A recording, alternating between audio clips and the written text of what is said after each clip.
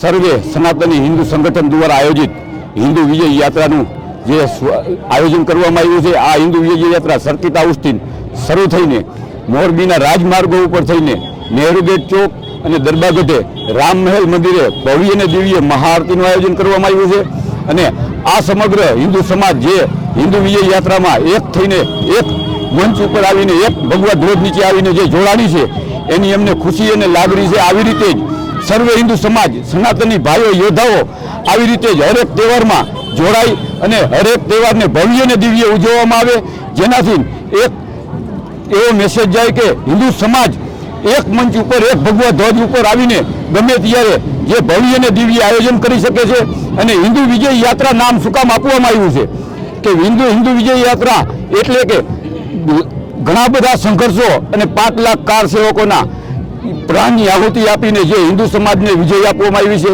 જે રામ જન્મભૂમિ અયોધ્યામાં રામલાલા બિરાજમાન થઈ ચૂક્યા છે, ત્યારબાદ આ પહેલી શોભાયાત્રા છે એટલે હિન્દુ વિજય યાત્રા તરીકે અમે નામ આપીને આ શોભાયાત્રાને ભવ્ય અને દિવ્ય ઉજવવા માંગતા હતા। અને આ શોભાયાત્રા હિન્દુ સમાજે એક થઈને ભવ્ય અને દિવ્ય રીતે ઉજવેલી છે। અને આ શોભાયાત્રાને આવી રીતે દર છે જે હિન્દુ સમાજ એક થઈને ભવ્ય અને દિવ્ય ઉજવે એવી અમારી સર્વે હિન્દુ સમાજને લાગણી છે અને માંગણી છે।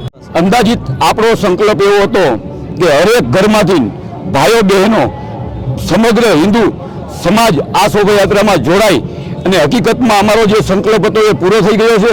અને આ હિન્દુ સમાજ મોરબીના આખા જિલ્લામાંથી નગરમાંથી ગામડેથી આ શોભાયાત્રામાં જોડાણા છે અને સહભાગી બન્યા છે। અને આ શોભાયાત્રા અંદાજિત જેમ જેમ આગળ વધશે એમ હિન્દુ સમાજ એક થતો જશે અને આ શોભાયાત્રાને નગર દરવાજાના ચોકમાં ભવ્ય અને દિવ્ય રીતે એક હિન્દુ સમાજ ઉમટી પડે એવું આહવાન કરશું। અને આ શોભાયાત્રાને ભવ્ય અને દિવ્ય બનાવશે અને આ શોભાયાત્રાને અંદાજિત 25 થી 30 હજાર જે માણસો છે આ શોભાયાત્રામાં જોડાણા છે। અને હજી પણ આગળ જતા અંદાજિત 40 થી 50 હજાર હિન્દુ યોદ્ધાઓ જોડાશે, ભાઈઓ અને બહેનો। જય શ્રી રામ। હું હિન્દુ ભગીરથસિંહ રાઠોડ। આજે મોરબીમાંથી ભવ્ય દિવ્ય હિન્દુ શોભાયાત્રા નીકળી છે। આ રામોત્સવ છે, એ રાષ્ટ્રોત્સવ છે। અને રામ ખાલી આ ભારત પૂરતા સીમિત નથી, સમગ્ર સૃષ્ટિના સર્જનહાર કહેવાય છે। અને તમે જોઈ રહ્યા છો કે સમગ્ર ભારત અત્યારે રામમય બન્યું છે અને રંગે ચંગે આ સ્વયંભૂ સનાતનીઓ ઉમટી રહ્યા છે। ભાઈ કહેવાય છે કે કંઈ પણ આયોજન કરવું હોય ને તેના ભાગરૂપે પૂર્વ ઘણી બધી તૈયારીઓ કરવી પડતી છે। અમે અહીંયા હિન્દુ સંગઠનો ઘણા સમયથી મતતા હતા, પરંતુ જે આજે સમાજ ઉમટ્યો છે એ હિન્દુ સમાજની તૈયારીઓ કરતાં પણ વધારે ઉમટ્યો છે। આ દેખાડે છે કે હિન્દુ સમાજ એક છે, હિન્દુ સમાજ જાગૃત છે। અને જ્યારે વાત ધર્મની આવશે ત્યારે હિન્દુ સમાજ એક હતો, એક છે અને એક રહેશે। રામ ભગવાન આ દેશના પ્રાણ છે, અસ્મિતા છે, કણ કણમાં રામ વસ્યા છે। તમે જોયું હશે કે બાળક જન્મે ત્યારથી કહેવાય છે કે ભાઈ રામનો જન્મ થયો, દીકરો જન્મે તો કે રામનો જન્મ થયો, અને મરે ત્યારે પણ રામ બોલો ભાઈ રામ। આ રામનો શરૂઆતથી અંત સુધી જો રામ છે તો આ રામમય ભારત તમે જોઈ રહ્યા છો, મોરબી પણ રામમય બન્યું છે।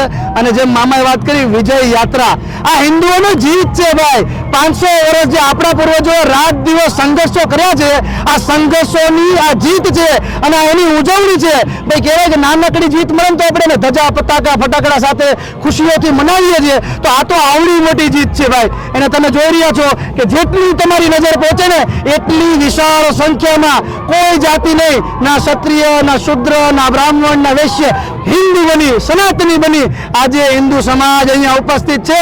આ અમારી જીત છે, હિન્દુ સંગઠનોની જીત છે।